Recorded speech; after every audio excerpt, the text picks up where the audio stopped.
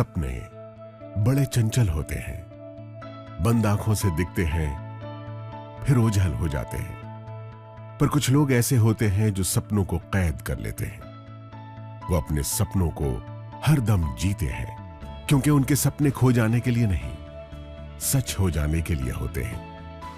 ये भी ऐसे ही लोगों की कहानी है जिन्होंने सपने देखे, बड़े सपने, सपने मुश्किलों के दौर से आजाद हो जाने के, सपने संसार की हर शय को पाने के, सपने हर दम मुस्कुराने के। और अपने सपनों को साकार करने के लिए उन्होंने उसे चुना जिसने उनके लिए खुली आंखों से दिखने वाला सपना बुना। आइए अब आपको बड़े बड़े सपनों को सच कर दिखाने वालों की दास्तां सुनाते हैं। देखिए खुद उनकी जुबानी उनकी ये अद्भुत किंतु सत्य कहानी। वो बहुत सारी लिमिटेशन, सिर पे घूंघट था, मुझे एक भाषा सिर्फ हिंदी आती थी। धीमे धीमे मेरा आत्मविश्वास कम होता जा रहा था और मुझे लग रहा था बस लाइफ माइनस में जा रही है। मैं गरीबी, दुख, दर्द, अपमान, बेइज्जत सब कुछ मैं देख के आ चुका हूँ। मेरा पिताजी की लाश जलाने के लिए मेरे पास पैसा नहीं था।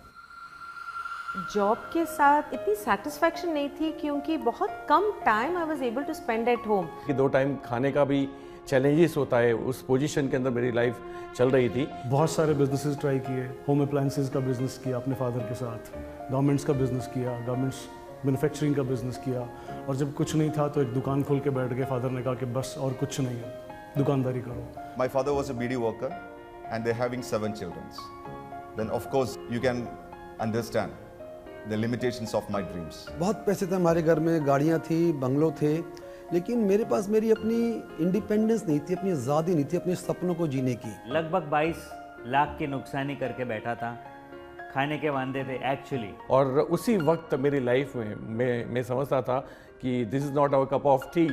वही डायरेक्ट सेलिंग मेरी लाइफ में आया मोदी केयर के नाम से। कि मोदी केयर मेरा बिजनेस नंबर 33 है, उससे पहले 32 किस्म बिजनेस में कर चुका था। भगवान खुद नहीं आते हैं लेकिन वो किसी को भेजते हैं, और समीर सर आए हमारी लाइफ में। वो जितने भी न्यूज़पेपर के नीचे सपने रखे थे सब उभार लिए और इस बिजनेस पर काम करना शुरू किया। लोगों के लिए ये सपने पूरे करने का बिजनेस हो सकता है, लेकिन मेरे लिए ये लाइफ बचाने का बिजनेस है। क्योंकि मुझे यहाँ पर एक चीज़ नज़र आई कि विदाउट एनी इन्वेस्टमेंट मैं जो पाना चाहता था, लाइक मान सम्मान मिले, इज्जत मिले, शोहरत मिले, पैसा मिले, वो सब कुछ यहाँ से मिल सकता था। हमें नज़र आया था कि हिंदुस्तान में वापस सोने की चिड़िया, दूध की नदियाँ यहाँ से बहने वाली है। हमें ये बात समझ में आई कि हम अपने खानदान की सबसे बड़ी गाड़ी चला सकते हैं। हमें ये बात समझ में आई हम अपने पूरे मोहल्ले परिवार के सबसे बड़े घर में रह सकते हैं। जिस तरीके का भी हमारा सपना है वो इस इंडस्ट्री से पूरा हो सकता है। सुन के आया था कि लाख का इनकम होगा। दोस्तों आज का तारीख में हर महीना हमारा परिवार की मंथली इनकम होता है